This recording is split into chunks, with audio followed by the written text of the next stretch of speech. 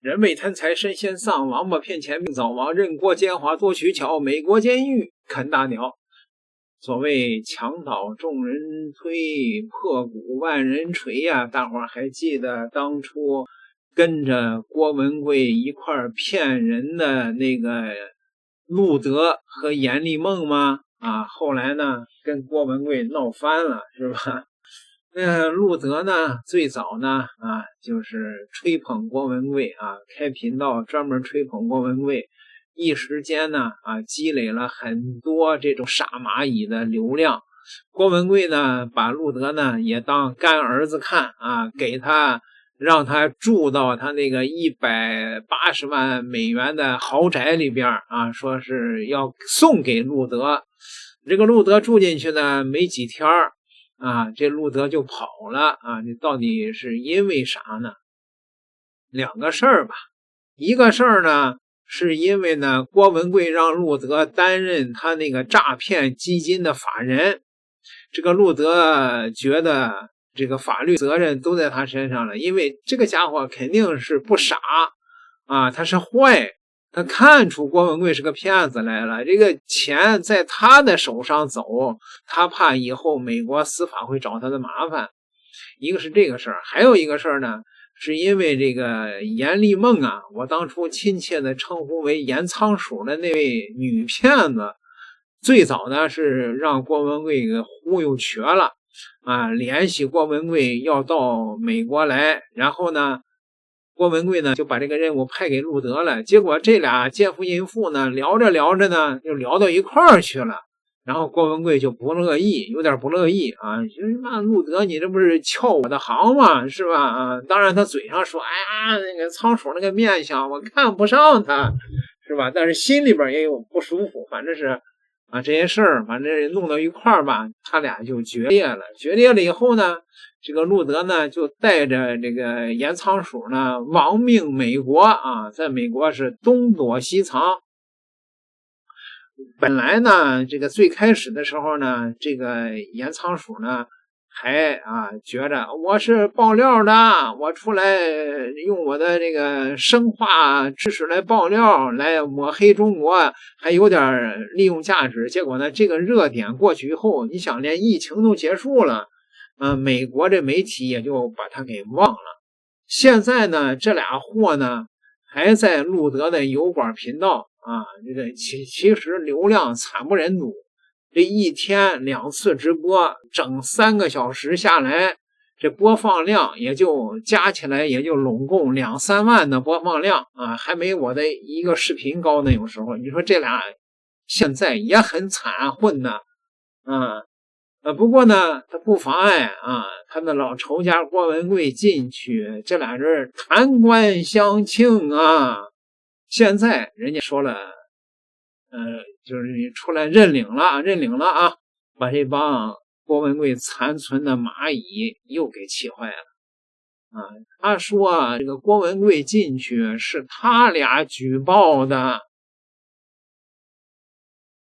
郭文贵现在身心已经不咋地了，每天晚上有黑哥哥要去跟他拥抱道晚安，这个过程一定是很长时间，就说白了就是一定很长时间，就这么个劲儿也就是活个15-20年，对不对我操！法官给他判个30年，不就已经等于是 life 了吗？说白句，法官我操妈就是权力，我操！法官想的是很周到的呢。郭今天早上那个是装病、装吐血、装晕，医疗证明他是装的呀。然后呢？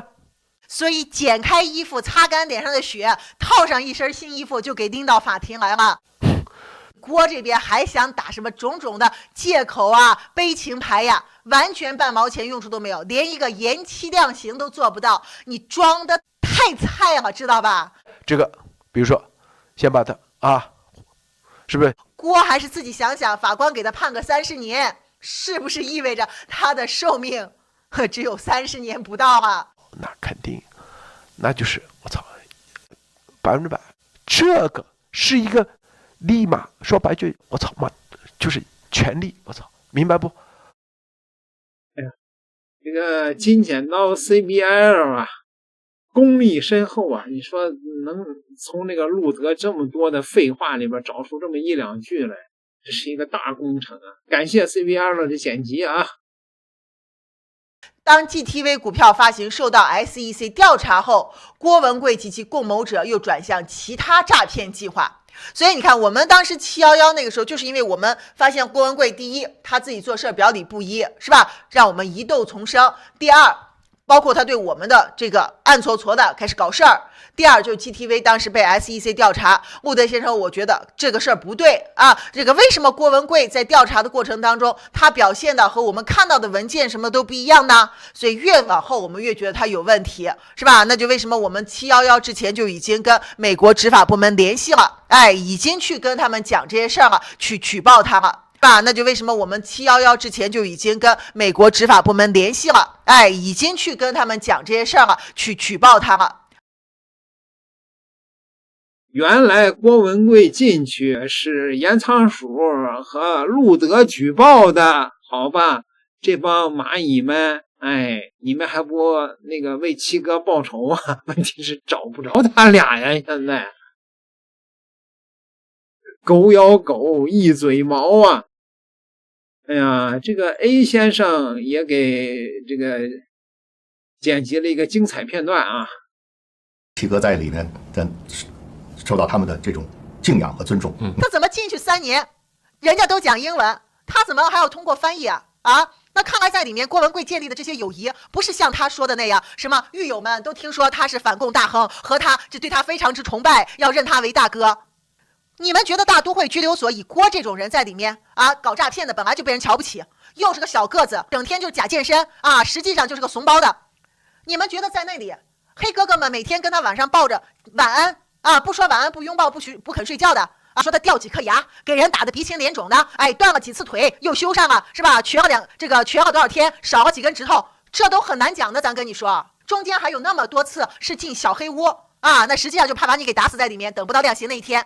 高岩这个从这个香港出来，靠着她前老公的这点所谓的信息是吧？然后到了这儿，靠着咱们战友给他的爆料，靠着文贵先生让他上了这个福克斯，还有接触了 FBI， 否则我都不知道谁会认识他是谁。一直就吃这碗饭，吃一辈子，吃到现在没有任何的这个他自己没有任何价值，都是这个新中联邦爆料革命给他的。笑死了！我阎立梦揭露了病毒真相，所以故意要丑化我，然后在那里面把郭文贵和班农说成是什么操纵我的把我说成是傀儡，然后把穆德先生说成是一文不名的，那是你们在丑化我们。就是大家离开爆料革命之后，这些人都怎么样了？就是我们看了蛇妖眼就知道了。就现在，首先好像怎么感觉更丑了？就是我说的丑不是这个面容上的丑，是有一种狰狞的感觉。我是不小心看到了那一段他骂七哥的视频但是就是这个面目的狰狞丑陋，我觉得还是挺明显的。我们经历了这么多，他还在啃这个老本，连个工作都没有，就是非得去这个给王定刚吸痰。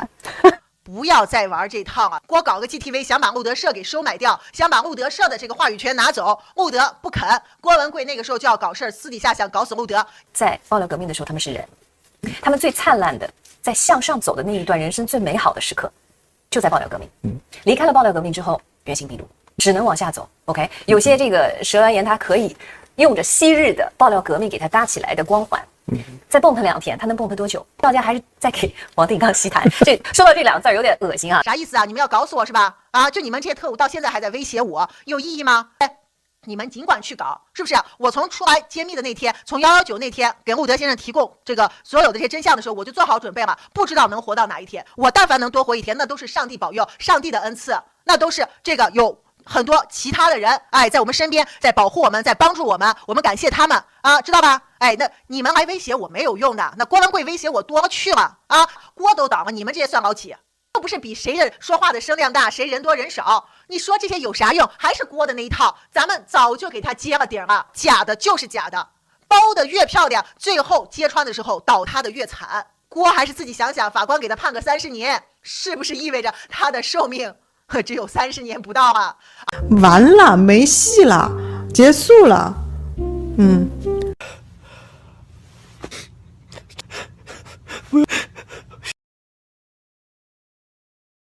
这可真是物以类聚，人以群分呐！这王八找乌龟啊，这群人呢全都是骗子。狗咬狗一嘴毛，我觉得挺好。点个订阅吧，咱们下期再聊。